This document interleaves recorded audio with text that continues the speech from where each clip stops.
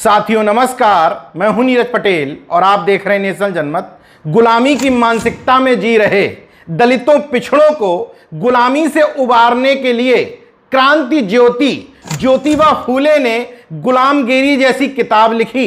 बाबा साहब ने कहा, गुलामों को उनकी गुलामी का एहसास करा दो, वो अपनी बेड़ियां खुद तोड़ लेंगे। लेकिन ऐसे लोगों का क्या जो सब कुछ जानते हुए भी अपनी गुलामी में मस्त हैं, क्योंकि एन केन प्रकारेण पद पे बने रहना चाहते हैं। मतलब वो लोग जो वास्तव में सो रहे हैं उनको जगाना तो आसान है, लेकिन जो सोने का ड्रामा कर रहे हैं उनको कैसे जगाया जा सकता है। हालांकि इन सब बातचीत का इन तस्वीरों से कोई संबंध नहीं है। ये तस्वीरें इटावा के मौजूदा भारतीय जनता पार्टी के सांसद रामशंकर कठेरिया जी की हैं। नेशनल एससी कमीशन के चेयरमैन भी रहे हैं। इसके बावजूद उनको इस तस्वीरों में कोई खोट नजर नहीं आता।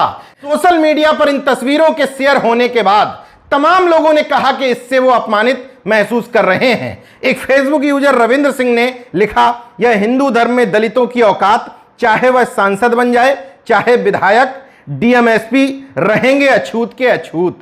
ऐसे धर्म को लात मारो सांसद जी। यह लो ट्रेलर पिक्चर अभी बाकी है। एक ब्राह्मण हिंदू शंकराचार्य के पैर दलित हिंदू इटावा सांसद रामशंकर कठेरिया जी के छूते ही शंकराचार्य अपवित्र हो जाएंगे।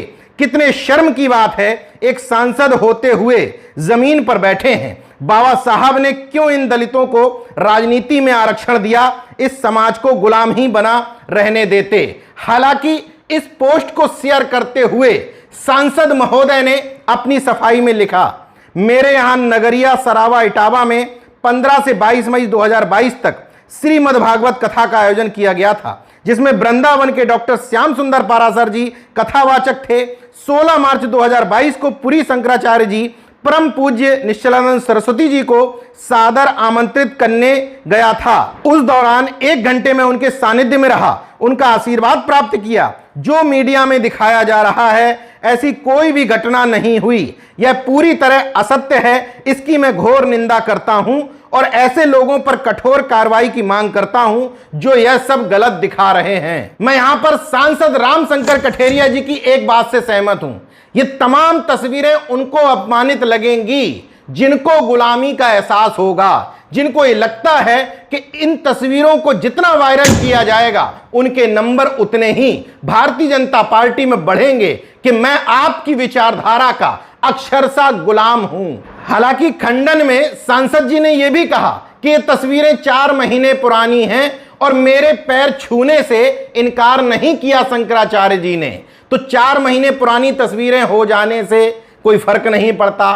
शंकराचार्य ने आपको पैर छूने से मना किया या नहीं। जिन लोगों को अपने आत्मसम्मान मान सम्मान की चिंता होती है, जिन्होंने बाबा साहब को, ज्योतिबा फूले को, सावित्रीबाई फूले को या बहुजन महापुरुषों को ठीक ढंग से पढ़ा होगा, जिनको अपने अधिकारों की चिंता होगी, अपने समाज के मान सम्मान गैर बराबरी को दूर करने की चिंता होगी, असमानता को दूर करने के लिए जो प्रतिबद्ध होगा, उनको इन तस्वीरों में खोट नजर आएगा।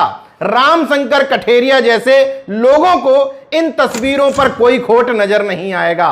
मगर ठहरिए, रामशंकर कठेरिया जी को मैं एक उदाहरण दिखा देता हूं कि यही आदि शंकराचार्य निश्चलानंद सरस्वती, जिनके चरणों में वो झुके जा रहे हैं और तस्वीर ये कह रही है कि वो अपने पैर सुकोड़ रहे हैं, लेकिन हम सांसद जी की बात मान लेते हैं कि उन्होंने ऐसा नहीं किया था। मगर इस बात से इनकार नहीं कर सकते कि यही वो निश्चलानंद सरस्वती हैं जिन्होंने सीएम रहते हुए जीतन राम मांझी का मंदिर में प्रवेश करने पर अपमान और मूर्तियों को धोने के बाद बयान दिया था कि दलितों को मंदिरों में प्रवेश करने से रोकना शास्त्र सम्मत है। मेरी बात या दैनिक भास्कर में छपी इस खबर को भी मत मानिए, लेकिन अपने चहेते दक्षिणपंथी विचारधारा के समाचार पत्र दैनिक जागरण की खबर को तो सही मान लीजिए। जरा खबर देखिए।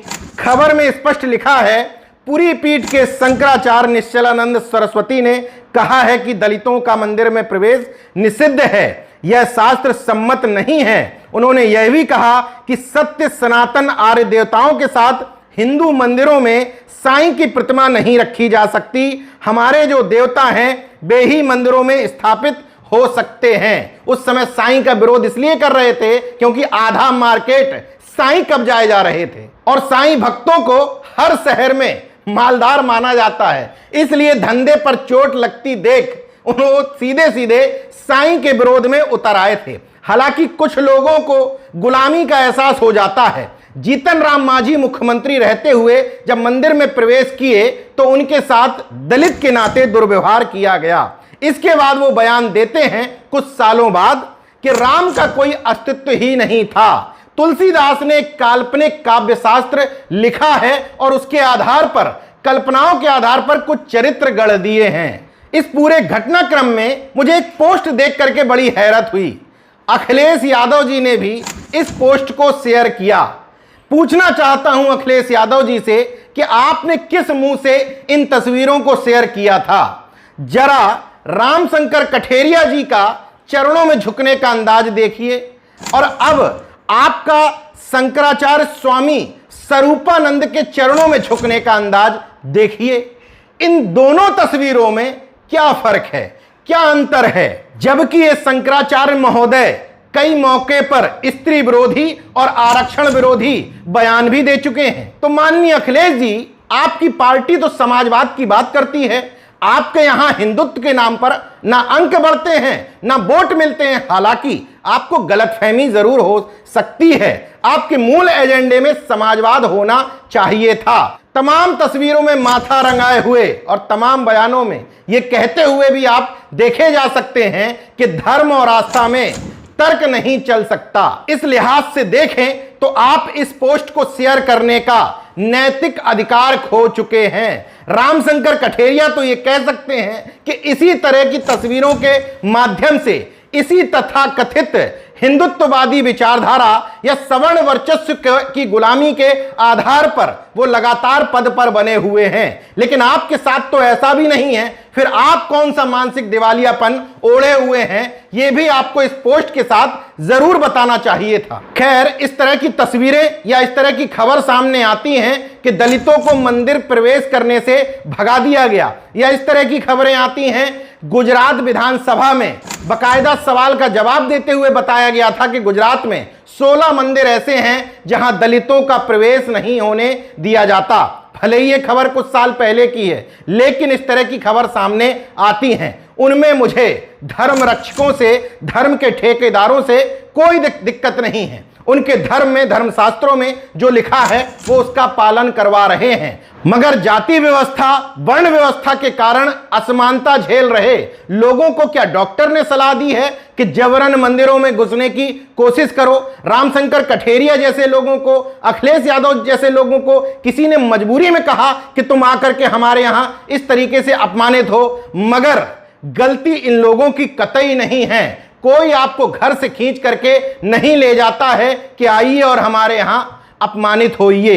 दो तरह की कैटेगरी हैं। एक कैटेगरी वो है जो जाती है, अपमानित होती है और उसको अपमानित होने का एहसास होता है। दूसरी कैटेगरी रामशंकर कठेरिया जैसे लोगों की है, जाते हैं, गुलामी करते हैं और उनको गुलामी का एहसास ना हो करके उसमें गौरवान्वित महसूस करते हैं। इन लोगों को इनके हाल पर छोड़ दीजिए। अपने मुद्दे पर विज्ञान को, तर्क को आगे बढ़ाने में ध्यान दीजिए। लोगों के बीच में इन विचारधाराओं का प्रचार प्रसार करिए।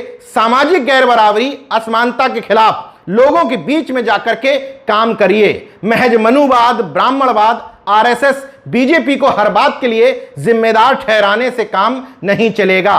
हम आपको सबको अपने अपने हिस्से की जिम्मेदारी उठानी पड़ेगी। देखते रहिए नेशन जनमत, जागरूक और सजग बने रहिए। जय विज्ञान, जय संविधान, जय लोकतंत्र। धन्यवाद।